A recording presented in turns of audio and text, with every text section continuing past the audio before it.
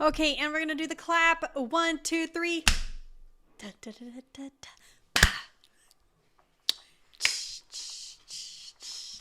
Oh, we killed it. No, we didn't kill it. Actually, we were really off sync. Anyways, and I hope the audio is okay with syncing up. Yeah. Oh, Thriller. Okay, Always go. forget the song or the lyrics. Anyways, welcome back, Double Teamed fam. How are we doing today? My nose itches. Hold on. Okay, while Cami picks her nose practically, just wanted to say thank you everyone for listening to my Big Fat Greek divorce. Wait, is it? Yes, it's recording. Okay. Anyways, thank you everyone for listening to my Big Fat Greek divorce last week. I appreciate everyone's kind words. I got a lot of lovely messages from you guys, and I just want to say they all truly touched me. I was very emotional, and but I feel like now I have so much to talk about. Anyways, so thank you guys. Netflix already reached out wanting to make my Big Fat Greek divorce film. Now, of course, the original actors aren't all that interested, but however, we are. So catch us on Netflix when the special comes out, JK. But really, Netflix. It's a great If you're story. It's a great story. listening, yeah. We just need one Netflix producer to believe in us. Especially when it comes to that whole Greece trip. It'd make a hell of a show. I need to unpack more of it in therapy before I'm able to. I'm kidding. I need to go to therapy before. I'm kidding. I'm fine. That's not all I'm unpacking in therapy. Anyways, so yeah, let's get started. Again, thank you everyone for all the lovely messages. So it was really touching. Now, before we begin today's episode, I feel like I'm always starting. Oh, well, wait, a couple announcements. Patreon website. Yeah, go for it. So I'm so proud of myself. Okay, so I designed our entire website. That's Cami. Cami designed the entire website. Yes, Cami here. Now with the help of a friend, of course, gonna give her a quick shout out. Thank you, Sarah.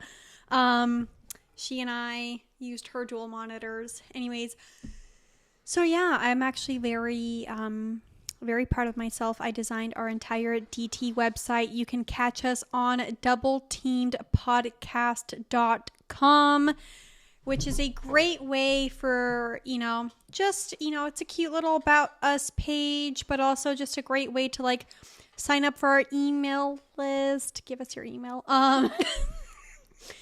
And find We're not going to send you spam, we promise. Yeah, no.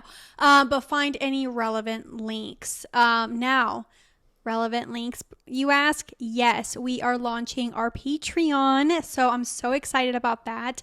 Now, I just fell in love with the names that we chose. So we are going to have 5 tiers: DT Fan, DT Friend, DT Fam, DT Fetish, and DT Fantasy. Now, go ahead and go on to Patreon to see what all of those are about, just because off the top of my memory, y'all know it's not that great up here. So, her memory, she means, not the Patreon. Yeah. Anyways, so yeah, no, the Patreon's great. Go check it out. Go check out, each tier, see what suits you best. And if you want to throw some support our way, we'd love to see it. So yeah, we'd love any support. Having a podcast is not cheap. It's also a labor of love. It's like a second full-time job that you don't get paid for. Exactly. We'd love to be paid for it. So anyways, yeah, if you like our content, if you like what we're putting out, and you want to support us, you want to see more of us, come on by to Patreon and support. Now, I thought we weren't releasing this. I was going to say, one tier we're not releasing yet, just because I'm fine tuning it. That's going to be DT Fetish. Now, DT Fantasy, for all my listeners and followers out there who always ask for pics, that tier might suit you. So I'm not going to go ahead and give it a go. I'm not going to send nudes. We're not sending nudes, but I just like kissed my microphone. Anyways, but you might find something there. The DT Fantasy one, it is tell us your fantasy and we'll see what we can do about it. And then the other ones are just going to have some great additions to our content, when you sign up. For example, DT fam, you're going to get a newsletter. You're going to get, Patreon monthly Ask Me Anything. Oh, look at me remembering. So many fun things. So close friends. I intend to start putting a lot of really juicy shit on close friends now that we're going to have the close friends tied to Patreon. And if anyone, I would say Nikki's close friends on her personal page is lit. It's fire. If lit. You follow me on my personal page, like, there's some drama usually. I shouldn't say, sometimes drama. Depends. It's not the Real Housewives in there, but it's fun. I make it fun. It's a fun place to be, in my opinion. Yeah. So yeah, come join us. Check out our site. Again, that is doubleteamedpodcast.com. And then there's a cute little link on there that takes you right to Patreon. Yep. So very excited for these announcements. We decided to release it with the Aries new moon. So it is an Aries new moon this Thursday and Friday. Yay. Depending on when you're listening to the episode. So April 1st and then, I guess technically March 31st and April 1st is the Aries new moon. As Aries risings, this is happening in Cami and I's first house. Of self. And so it's a great time for us to release this and manifest our projects. If you're also an Aries rising, phenomenal time. But, like, the new moon is always a great time to start shit, and especially things that you want to go well, because, like, think about it, like, the new moon is like the beginning of the lunar cycle, right? It's also the beginning of my menstrual cycle. So cute detail. Okay. My menstrual cycle's linked with the full moon, but okay. So anyway. Fun fact. Yeah. Okay, moving on. I was going to say I have a funny story to begin with before we jump into today's topic. Nikki's story time. Well, I feel like I always begin with story time before we... It's a fun little segment we started. Yeah, is it? I guess so. Unintentionally. Anyways, so... We really scrapped that sex at dawn segment. Never went back with it. Yeah, I guess so. Oh, wait. Before you get started, I want to say to any fellow DT fan members who watch Bridgerton. Season 2 came out? Season 2 came out. I'm already done with it one time around. I'm now halfway through watching it for a second time. Would love to discuss. So if anybody wants to hop in IG DMs and talk about Bridgerton. Or maybe we could start a little forum. Yeah, I'd love to do that. Yeah, because there's just so much to unpack. I have some thoughts. Yeah, well, I'm only halfway through season 2. I haven't quite finished it yet. Now, I will say, there was this one quote that Lady Danbury said, and as soon as she said it, I was like, ugh! I literally paused, rewinded, and listened to the quote. Again, let me pull it out. Okay, so, here it is. Okay. So, she said, a life of independence is no mere consolation. Indeed, many would think it the better prize. After passion cools and fate intervenes, who else is a woman left with but herself? Literal chills. Are we going to unpack that? I mean, what she's basically saying, because, like, for context, her and Ms. Sharma were discussing, like, ending up, like, married or independent in life.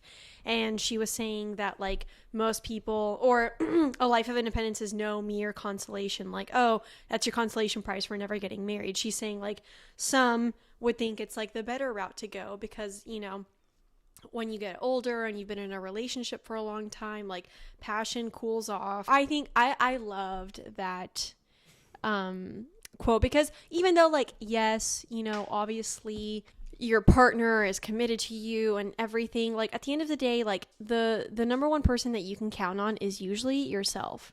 And that's what I've always thought of. Granted, I'm lucky enough to have Cami in my life. Like, I 1000% know I can always count on her. But I've always thought to myself, like, at the end of the day, like, I have me. Like, that's who I know is going to be my biggest cheerleader, my biggest lover, my biggest supporter, my biggest everything is myself. And, like, maybe that's a really pessimistic way of viewing it. Can you see Snow's snout on the camera? Yeah, you kind of can. No, you can't. Anyways. No, mama. Now, oh no, I lost my train of thought. You love yourself. Anyways, I've always believed, like, at the end of the day, like, you always have yourself. So I really like this quote. It really stood out to me. who else is a woman left with but herself? Now, that's the same thing can go for a man too, or non-binary, or, you know, whatever. At the end of the day, as a person, who can you count on the most? You. Be the person that you can trust for yourself. Be the person that you can count on for yourself. Be your biggest cheerleader, your biggest lover, everything, because that's who you can count on, in my opinion. So yeah, great quote. Thank you, Bridgerton, and the writers, you know, Shonda Rhimes, phenomenal. So yeah. We love us some Shondaland. Okay, now moving on to my story. Let's hear it. Now can I begin? Thank you. Okay, so, well, for starters, I'm going to say this. So, actually, Cami hasn't even heard this story now that I think about it, because I haven't told you. So this will be a natural reaction from Cami. A natural. Oh, I'm sorry. Are the rest of them fake? No, but like, so, you know, you've heard my stories before, so it's like. I'm sorry. I got Botox redone, and I can just feel it really frozen. Like, am I even moving? I guess. Yeah, you have a little bit of movement. A little bit. I did ask my esthetician. I was like, I want to at least be able to look a little bit surprised. I was like, don't freeze me. Keep a little bit of that surprise in there. She's like, okay, I got you. She's like, last time you did this, and this time we're doing this. I was like, okay. Nice. And then I left, and then after, you know, it settled. At first, I thought this eyebrow had a lot of movement, and I was really pissed. But now I'm looking at it, and it looks good. Yeah, so. It looks fine. You're fine. Your Botox is fine. Anyways, what I was saying was, no, I know your reactions are natural. I'm just saying, like, you've listened to my stories like a million times, I feel like, always. So I'm so excited. This one you haven't heard. Okay, so I mentioned it on the Broke Girl Therapy episode before. This one guy who I hook up with occasionally, he has a really big dick. And it's very thick, and he likes to choke me with it. And so, like, my method is to, like, relax when he's choking me with it. So we play this really fun game where, like, as I'm, like, taking him in my throat, he, like, wraps his legs around my shoulder and, like, pushes me down.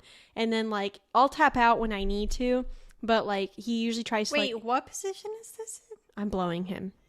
I know. So, like, he's laying back on my head. I'm like, thank you. That's what I need. I'm trying to visualize it. Like, is he standing up? Like, how is he? No. He's laying back on the bed. I'm in front of him with my mouth on his dick. Okay, he wraps his legs around my shoulders and like holds me down while I choke on it. And so, like, that's when I'm practicing, like, trying to relax and, you know, playing with, you know, I guess they call it breath play in the kinky world.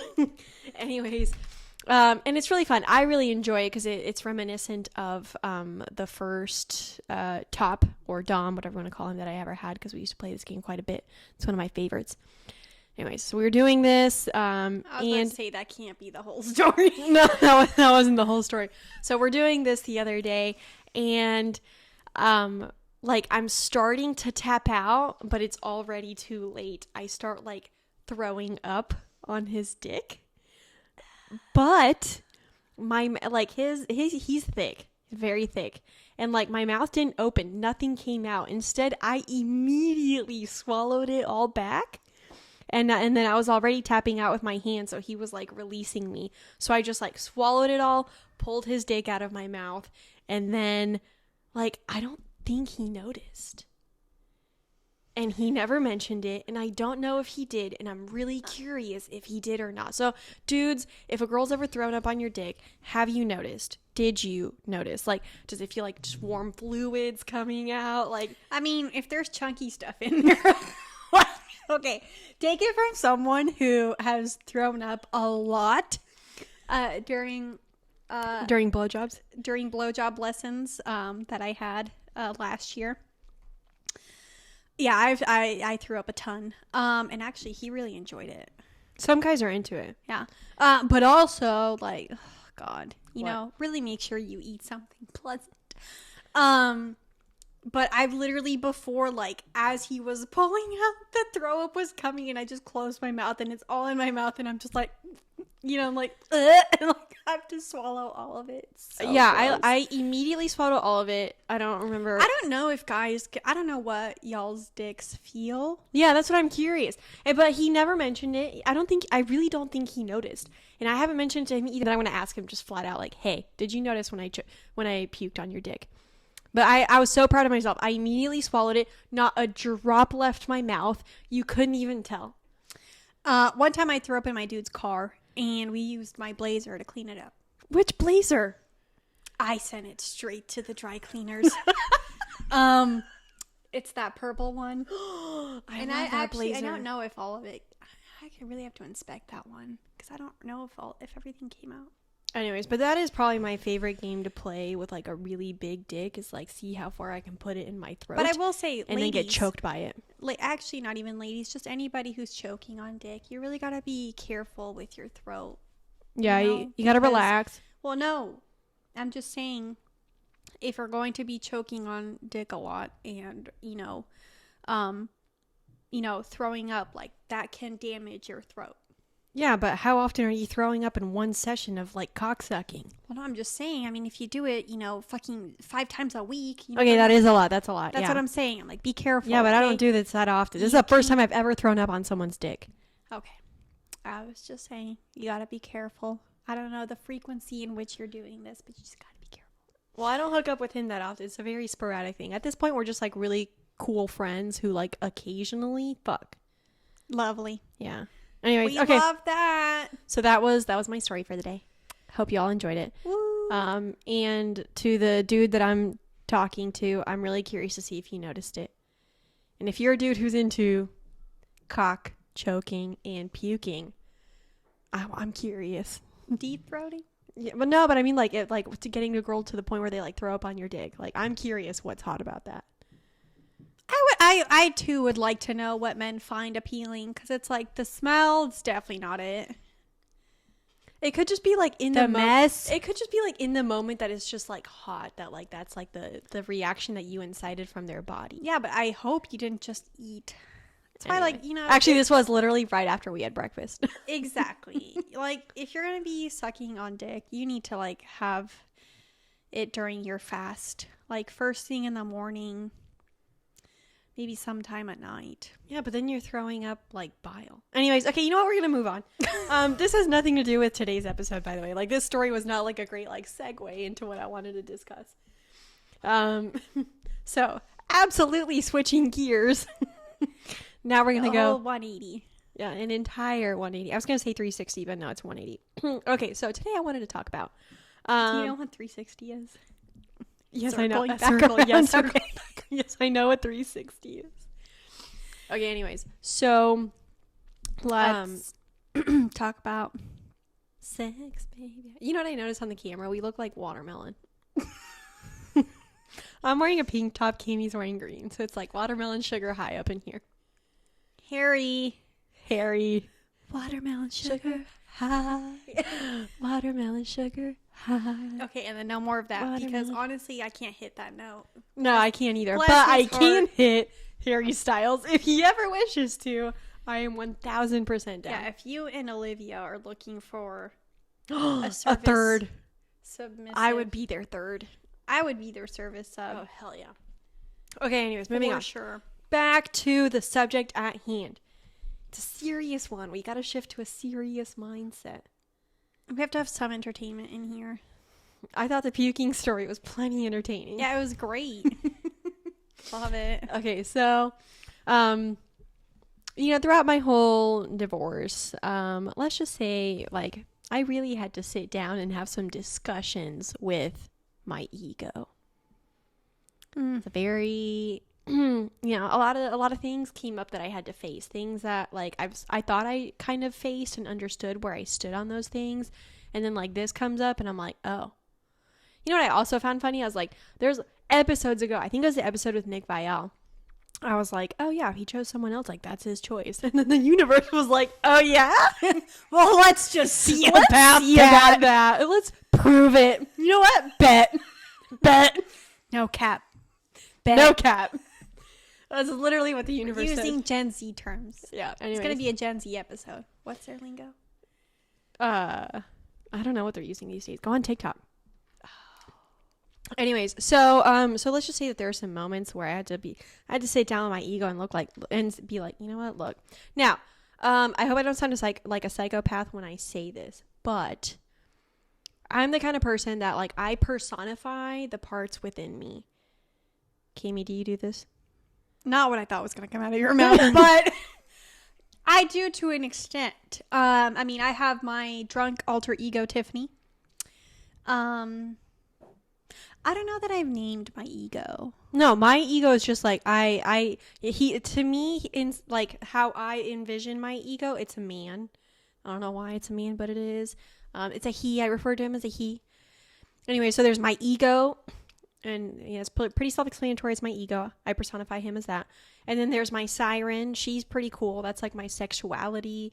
That's like me as a sexual being. There's my inner child. She and my siren do not get along. But you know what? I am trying to mend the relationship between the two. So there's the three of them. And then there's my past, present, and future self. So like past Nikki, future Nikki, who's like an absolute badass. And then like present Nikki. Those are like, you know, every time I have a little team meeting within myself, like those are the people that I see.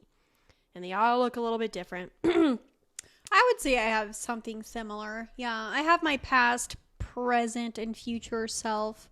And I mainly refer to my past self as like college Camilla, which I think y'all have heard me talk about her before. Mm-hmm. My higher self, she's beautiful. She's got long flowing white hair, this like sun-kissed skin. That's funny because mine has black hair. Oh, mine has white hair. She's kind of blonde. My siren has blonde hair.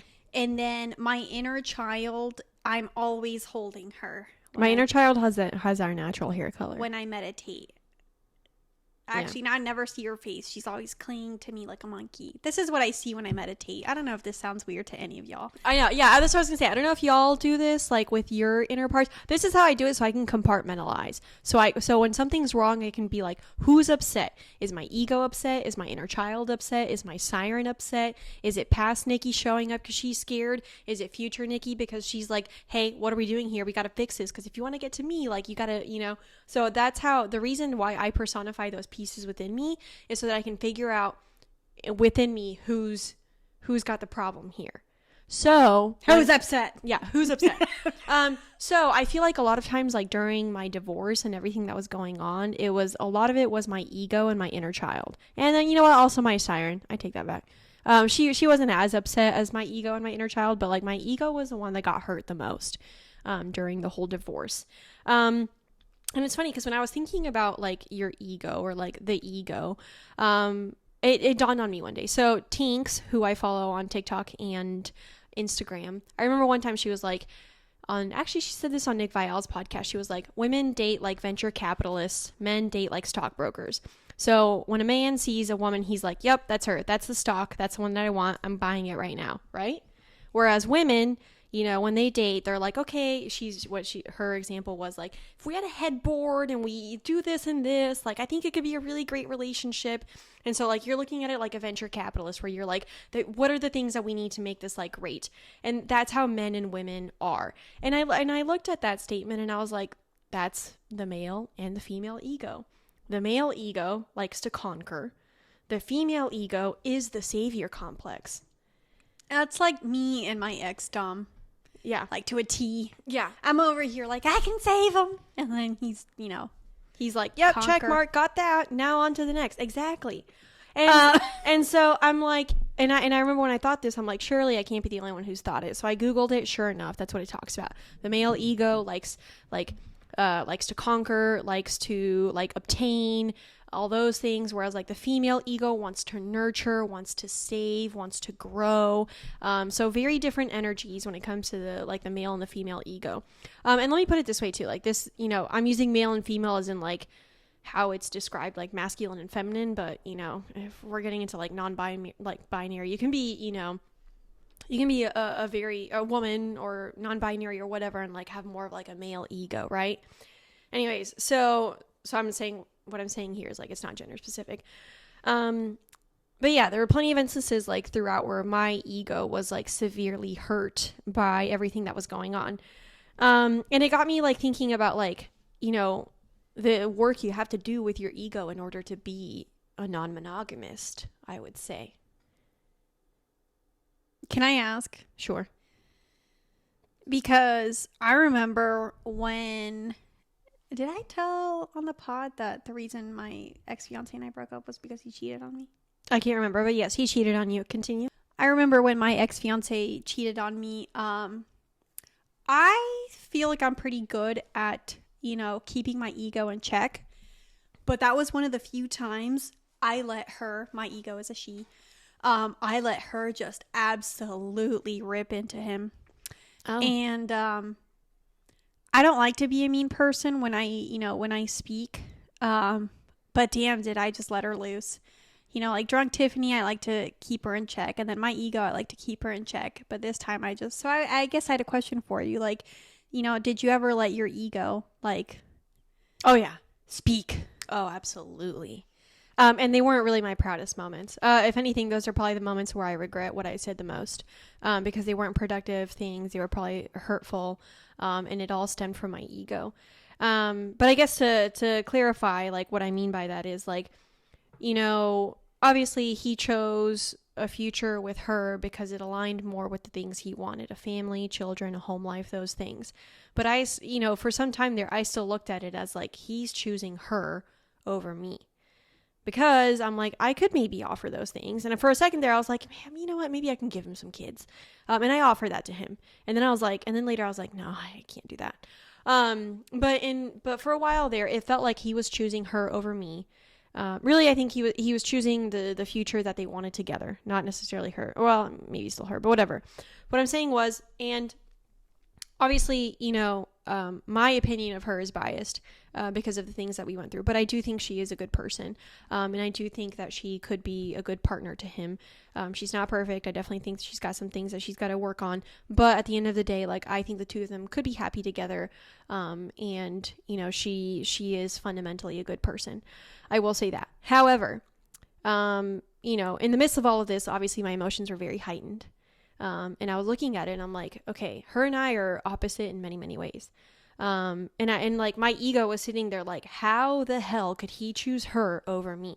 I'm not saying I'm God's gift to mankind, because I'm not.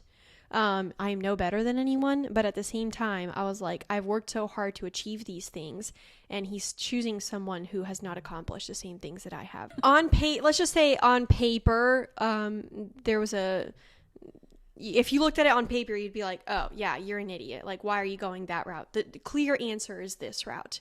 And that was my ego saying that. That was my ego saying, how could he choose someone that hasn't done near the things that I have, that hasn't accomplished these things, and that isn't me? And then I had to sit there and be like, because, at the end of the day, it's not about the things you accomplish. It's not about like how great of a person you are. It's about how you make someone feel. And it's about like the things that someone envisions with you. And she made him feel a certain way. Obviously I did too. But she also was who he envisioned the future that he wanted with. And that wasn't me. And so I had to, like, my ego and I had to sit down and have some tough conversations about that. And I think honestly, like, through all of it, it gave me a much better understanding of my ego. I think my ego and I have a great relationship now. Because for a while there, I did let him out. It is a he. And like I said, for some reason, I personify him as a he. Anyways. Mine's like Medusa, now that I think about it. My siren's more like Medusa. A little less so. But without the men killing it. Well, she does like to conquer. Anyways. So it was a really good lesson in understanding why I was hurt. And a lot of it, almost always, it came down to my ego is wounded. There were a couple things that, throughout like my inner child, my first father wasn't around. My second father, pretty much let our relationship disintegrate when he learned about my lifestyle. And so it's like, my inner child was also hurt that I felt like yet another man was abandoning me. But that one, I dealt with separately. But the ego one is the one that I had to deal with the most. And finally I got to a point where I realized, I'm like, you know what? Like, it doesn't matter about these things that I've accomplished and whether or not I look better on paper compared to her. Like, value of a person isn't solely based on, the things you accomplish or how much money you have, how young you are, how pretty you are, like all those things. That's not what gives you value. at the end of the day, what gives you value is like how you make someone feel, how, the friendship that you build, the bond, the connection, like those things are the love you offer. The love you offer, all of that. Yeah, that's really at the end of the day, like what's going to form a solid relationship and for someone to choose you, But it got me thinking, like, just as, your ego as a whole. And it also got me thinking about like your ego in dating. And honestly, like ever since I've started dating as someone who's possibly looking for a primary partner again, someone I could marry again someday, and having the relationship with my ego that I do now, like it feels like a completely different perspective. That second wedding's gonna be lit. I can't wait. I'm gonna plan the whole thing. I want a black wedding dress. Exactly. Okay, anyways. And my thought is, like, if you're going to be non-monogamy, in my opinion, I don't know if this is everyone's, thought, but like a lot of your ego has to die in order for you to be like okay with non-monogamy. In order for you to accept that you can't fulfill every need of your partner, like your ego has to come to understand that. I think that's where people struggle the most. And then like working through jealousy and insecurity, that's all ego work right there. Yes, sometimes jealousy is stemmed to like unmet needs, but jealousy can also be stemmed to, issues with your ego. Your ego's jealous that, so maybe your partner's got a new partner and they've got a better pair of tits, or they've got a higher paying job, or they've got, they're younger, like whatever. Like your ego has to sit there and be like, hey, this isn't going to affect us. This isn't going to like devalue us in any way. We're still valuable, even if like the way that it compares is different. So, like I said, I don't know if this is everyone else's experience in non-monogamy, but I do think in non-monogamy, quite a bit of the work that goes into, the inner work that goes into making it successful deals with getting a handle of your ego. And there are lots of ways you can do that. These are just the ways that I've done it. Like I said, I sit down, I talk with it, I personify it. I'm curious to know what ways you do it. Like, what does that conversation look like within yourself? Because I remember, like, for example, when I found out that I got cheated on, I absolutely was like, why the hell would someone cheat on me? And then I sat there with myself and I was like, well, Cami. First of all, you weren't around for like 6 months because you moved. But that's that's beside the point. That's besides the point. Second of all, then I had to think about, perhaps the things that we were like lacking at that moment. Which, yeah, I had moved. I had moved 3 states. West side, whatever.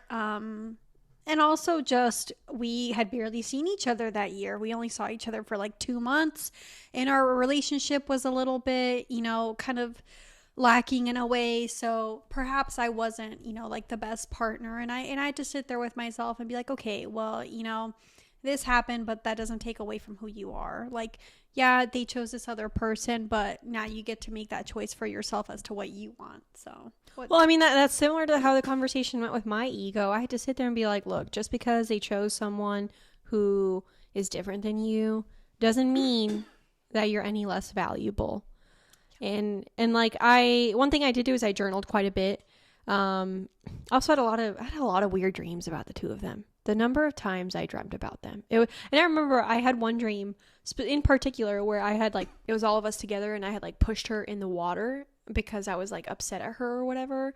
And then when I woke up and I was journaling about it, I'm like, I don't want to be mean to her just because my ego's hurt because of this.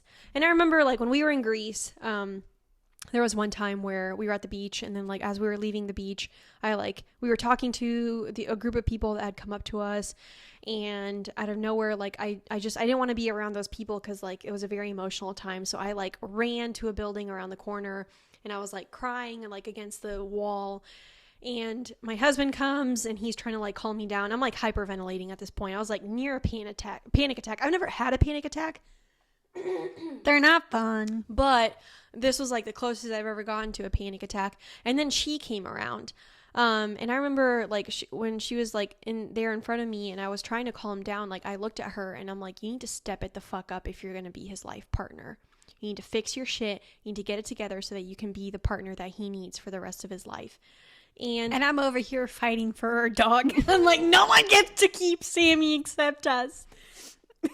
anyways, and I said that in that moment because I thought, okay, if he's gonna choose someone else, like I want her to be perfect, and I want her to be everything he deserves, because he deserves a good partner. And like after I said those things, I realized I'm like that was all my ego talking, thinking that like I was a better partner, and B, that she hadn't met the standard in the way that I had. And to be honest, like, no, I wasn't the perfect partner. And that was another thing too. I had to sit there and be like, and I remember I wrote a lot about it this quite a bit too. I'm like, there were times that I was not the best wife. I was not the best partner, the best lover. And I had to sit there and be like, these are the reasons why I wasn't. Nikki's not good at doing the dishes. I'm not. Yes, I just don't like to do dishes. Anyways, and so and then so like I put a lot of work into like thinking like, okay, yes, I recognize the things that I feel make me valuable, but at the same time, like you can't place an emphasis on those things and be like, oh, I have these things and that's why I'm valuable. No. You're valuable, again, kind of going back to like what I said, like how you make someone feel, how you show love, like things related to like energy and love and compassion and empathy, those things. And so like I had to detach a lot of the value that I put on myself, from my accomplishments, and instead place more emphasis on the things that I can offer to someone as a partner in the future. Compassion, trust, love, honesty, communication. Those things make me a valuable person and a valuable partner, not the fact that, I've accomplished a lot of great things in my life and, hopefully will continue to so that's where a lot of the work went into. And that's where my ego and I really sat down and tried to figure out, or tried to disentangle my previous view of what a good partner and a solid, wife or whatever was, and instead be like, these are actually the things that make you a better wife, a better partner, and whatnot. Did your ego try to mansplain you? No. No.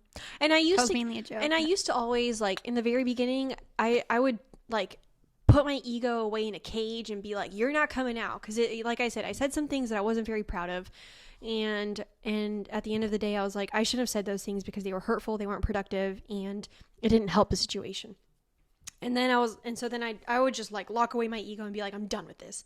And then I was like, no, I don't want to do that. Like, what I need to do instead is like build a better relationship with my ego.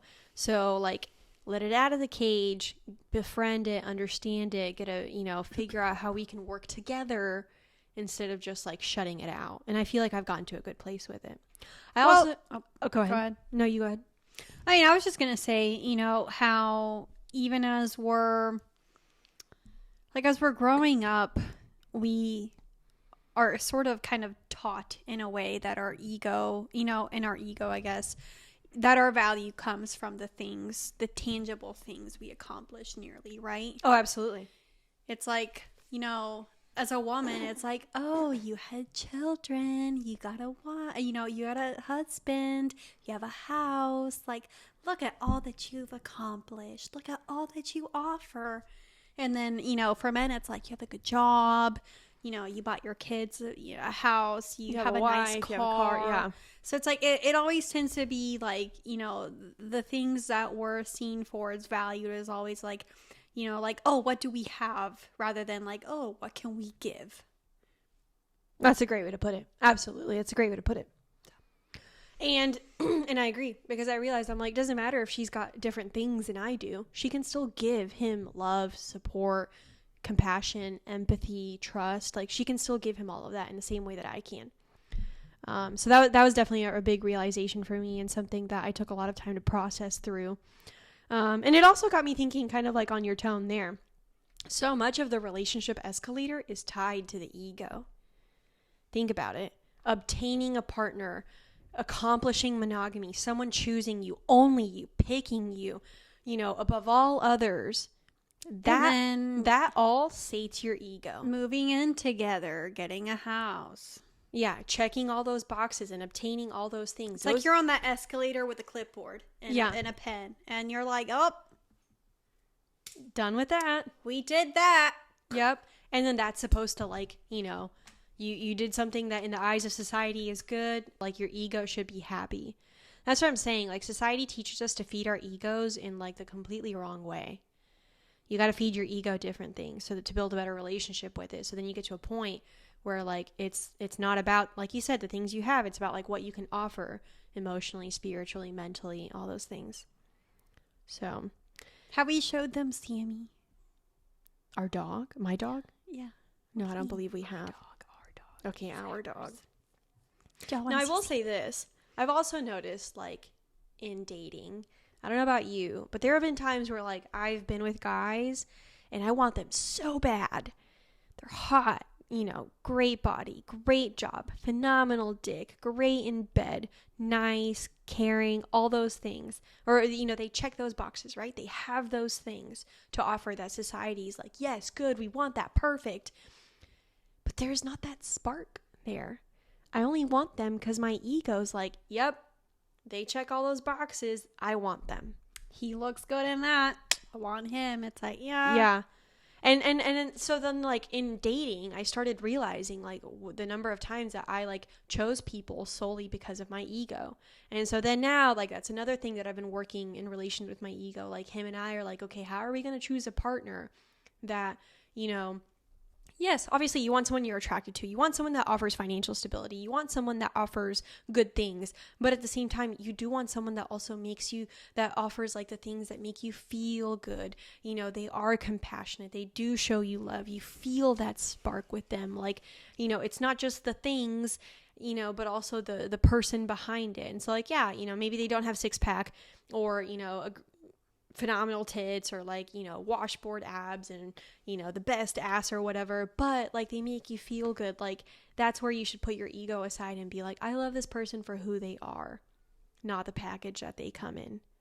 So, no, I think that's true. I mean, there have been a lot of guys where I'm like, I want them because my ego wants them. They're going to look good next to me. They check all those boxes of, like, you know, things that they have or have accomplished. And so my ego's like, yep, that's the one. And those are the times that I have to sit there. This is probably where I bring my inner child in a little bit, and then also future Niki, you know, to make the decision. I'm like, well, do they also make my inner child feel good? Do they make me feel nurtured? Do they make me feel cared for? Like, is ego's happy? Okay, but is my inner child happy? Is my future self looking at this person and saying, yes, we can build something with this person. We can have, you know, a future that we both, like, commit to and give to and everything. So I challenge anyone when in dating, in non-monogamy, in monogamy, honestly, even, like, look at your partner and see, like, what boxes are they checking? Is it more than just your ego? Are they taking care? Are they offering more than just, like, the things they bring to the table, but also, like, you know, are they taking care of your heart, your mind, your soul, your spirit, all those things? It did make me think that, you know, whenever I initially started dating, like, back when we opened up kind of after our little COVID break, as I like to call it, and I started dating again when I got on the dating apps, like, I was dating a lot with my ego. I was.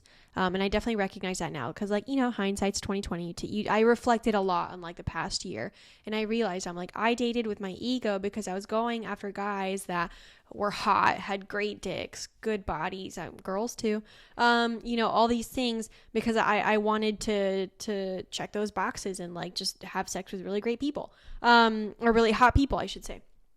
And, like, that's great and all, but my husband was taking care of a lot of those inner needs for me. He made me feel nurtured. He took care of my inner child. He, you know, my future self was happy because we saw a future with him that, you know, took care of all those things. So then my ego was the one going, and my siren, my ego and my siren were going out there and having all their fun because inner child and future Niki were like, we're good. With your, you know, we've got our dude, my husband, like, we're good. And so, you know, the other two went and had their fun.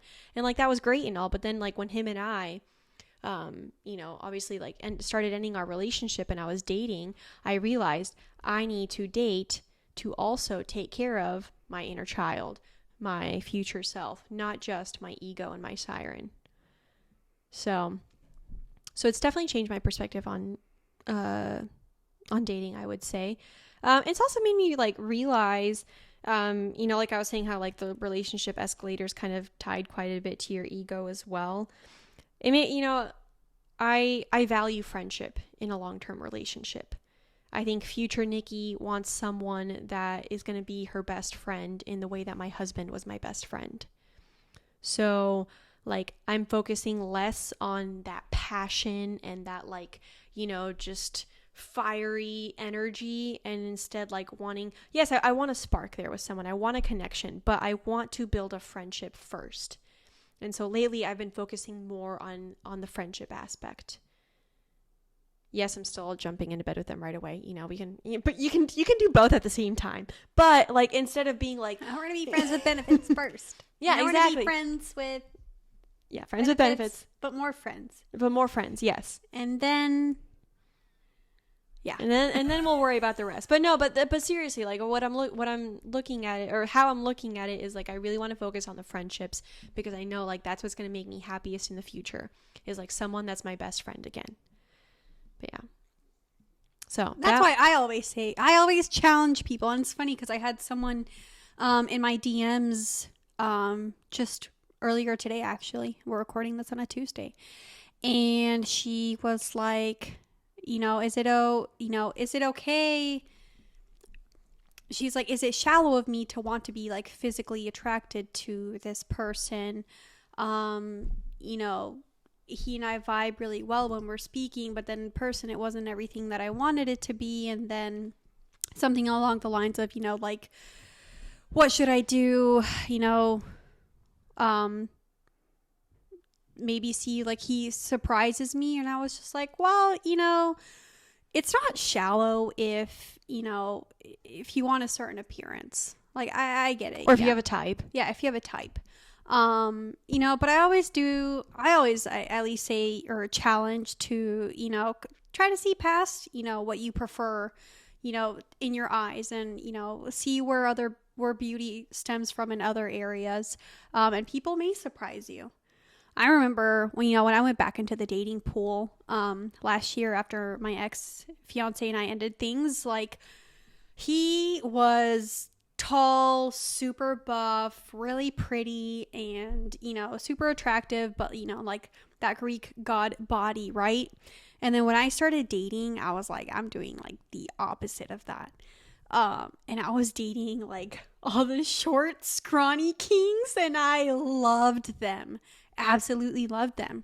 They'd all be like covered in tattoos, and it was a lot of fun. And that's when I was like, okay, my type does not need to be like this certain figure.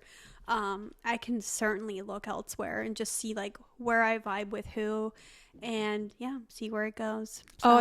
I would definitely say when I started dating, not just for my ego but for other parts of myself, is when I started going for more of the guys that I wouldn't have normally picked. And absolutely they surprised me in bed. Oh, hell yeah. Oh, hell yes. There's one guy, actually the avocado farmer. Obviously very handsome dude, super hot, but he's not my normal type. I like tall, dark, and handsome. He's not like short. I think he's like 5'9", 5'10", but he's blonde. And just like, not the normal tall, dark look that I go for. Homeboy to this day like is still one of the, like my most favorite sexual experiences that I could ever think of. It's just so fucking amazing every time with him. Which actually I'm going to do another episode on a little experiment that him and I ran. But anyways, so yeah, I've gone after people that like didn't fit that normal type or category that I go for, and they've absolutely surprised me. So I've become a lot more open. But I think to answer her question, I think it's all about balance. I am a Libra. I strive for balance and harmony. But think about it. Like, yes, you do. Like I said, I don't want to lock up my ego and like never feed it. There are some things that, yes, of course, like you want to give to your ego. So like find balance in it all. Find, a partner or things or partners that, kind of give that all around. So for you guys, I hope what you took away from this episode is to maybe sit down and think about your ego a little bit in relation to dating, non-monogamy. Like I said, could even be applicable to monogamy. But I think it's a really important conversation to have with yourself. Is like figure out the times that like your ego's upset. You know, look at a situation and be like, who is upset within me? And in that way, like tackle the problem. More often than not, jealousy is often tied to either your ego or probably your inner child. You know, so when you're working through those things, like that's something to consider.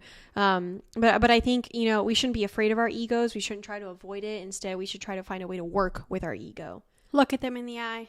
Yeah. It's like, you know, when you're having that conversation with someone and you're gossiping, right? And they're like saying something, like when you go through a breakup, right? And your new or your old ex finds someone new and you're looking at pictures and you're like, oh my God, They're so pretty, or they're so much hotter, or they're so... Or yeah. if you're like, I'm so much hotter. Yeah. Ego check. Ego check right then and there. Ego check right then and there. Yep. You don't know how they make them feel. Right. You don't know what they're offering. Yeah, they're hot, but so are you. Exactly. Or yeah, you're hot, but so are they. Yeah. So I don't know. I think that's an important relationship that everyone should work on. You know, we're not only working on our relationships with our assholes, but also with our egos. Okay? I mean, yeah. I mean, I'll admit when it came to, you know, Nikki's divorce situation, my ego got in the way a ton. But then I'd look that bitch in the face and be like, that's really rude. Yeah. My ego, not not me. But y'all want to see Sammy? Let me go get Sammy. Okay, go get Sammy. For those of you who are going to watch the episode on YouTube, you get to meet my dog, Sam. He's a Corgi mix. We don't know what he's mixed with. He's the only thing we wanted to keep during the divorce. Well, and I kept the bed too, but yeah, we kept Sammy. He's a little chunker. He's our papa. He's a little camera shy. He knows when a camera's around. Hold on. Sam. Can you see him? Can Hi, you, Papa? There he is. Okay, anyways. Sammy was who I wanted to ensure we kept during the divorce. The only thing we fought for. And so it's technically like split custody. My husband gets him sometimes too. He's got some eye boogies right now. Hi, Papa. So this is Sammy. He is roughly 11 years old. Corgi mix. He likes carrots and apples and dog food and ice cream. He likes carrots? Yeah, he likes carrots. He smells really bad. Yeah, he needs a bath. Anyways. You need to brush your teethies. So I hope you all took away something from this episode. Thank you for joining us today. Don't forget to check out the website, doubleteampodcast.com, and the Patreon if you want to throw some support. You know, help us keep this going because, like I said, it's a second full-time job that we don't get paid for. But we love it, and we love you guys. And seriously, I can't thank you enough from the bottom of my heart for all of the support that you guys showed me through this. And yeah, that's all I have to say. Plus, we have some great gifts that we're going to be sending out to our Patreon supporters. Maybe you'll get a ball cap. Maybe you'll get some stickers. I really want to do like a monthly Polaroid first, maybe for one of the tiers where like, you know, I take a fun Polaroid in the midst of something, you know, whether like as I'm getting ready for a sex party or on a date or something, and like, you know, give that to you guys. Ooh, speaking of, Cami may have a fun story to tell in a few weeks. Very excited about that. Stay tuned. More to come. More to come. Wear condoms, everybody. Oh, I also have a great story from last weekend. It was my wedding anniversary. So naturally, I decided to deal with it in a way, you know, to handle my emotions, and the story is fire. So I can't wait to share that next time. That might be the next episode. I think that'll be the next episode. Okay. Sounds good. So again, everybody, wear condoms, have fun, be safe, vet properly, slide into the DMs if you have a question, or submit a form and email us at doubleteamedpodcast.com. Now go sit with your ego, have a little chat, get to know them. Get to know your ego, how you envision them, and see how that goes. We love you. Bye.